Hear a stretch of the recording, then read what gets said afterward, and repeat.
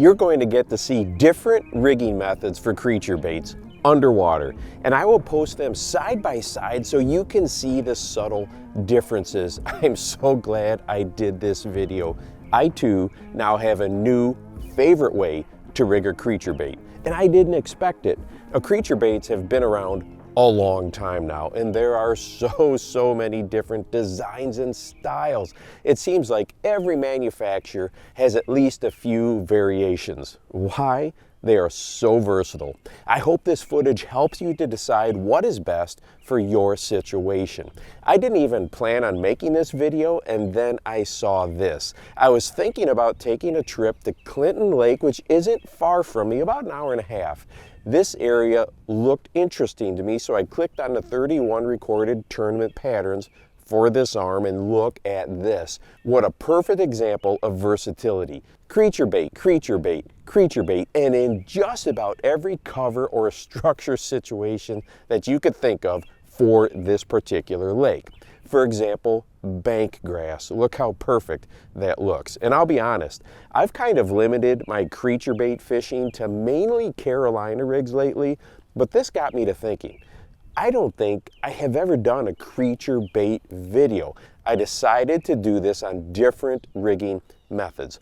Well, let's start with my new favorite retrieve, rigging it on a shaky head. And this will be the footage that is on the left when we do the split screen, so you can compare the others to it.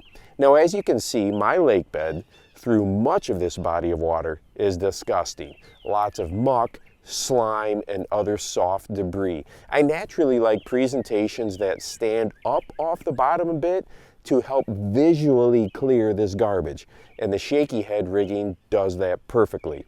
For pretty much all the retrieves you'll see here, I was using a quarter turn of the reel handle. That's it. Not really any rod lifting at all. A quick quarter turn, leave it a second, and then another quick quarter turn. Well, here's the next method, a creature bait on a Carolina rig, and this is a short 18-inch leader.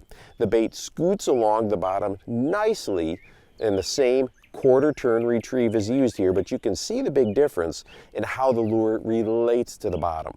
I have two favorite Carolina rig creature baits, either this really big version that is similar to a brush hog, this one's a game hog, or this old discontinued bait, the Wild Thing. Now that's with a T-H-A-N-G, Junior. It's a tube body with a solid head, and oh my gosh, I caught a lot of fish on this thing. I wish it was still made.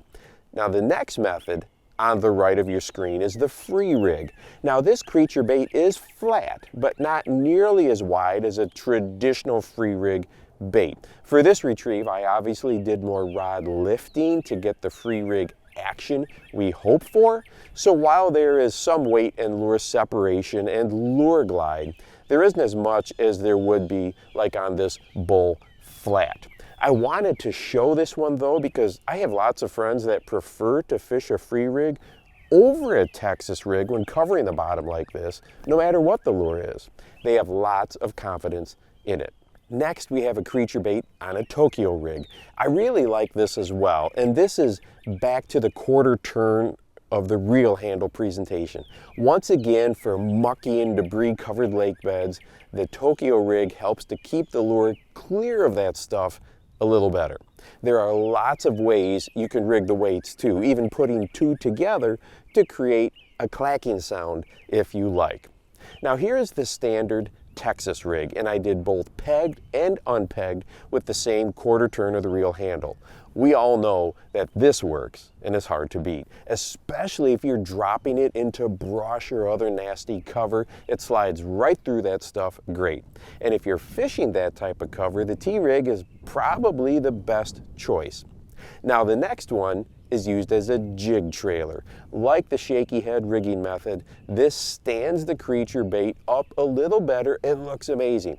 But I'm a huge jig fishing fan, so no surprise there. Thank you to the Deep Dive app for sponsoring this video. You can find more information about them on the Google Play Store, the Apple Store, or you can follow the link down below. And hey, if you'd like to watch some footage from an underwater dock camera that shows what bass are doing on a bright and sunny day like this when they're feeding on bait fish, go ahead and check this one out right here. And make sure that you go out and encourage someone today. You never know how you might just change their life. For the Bass Fishing Life, I'm your host, Steve Rogers.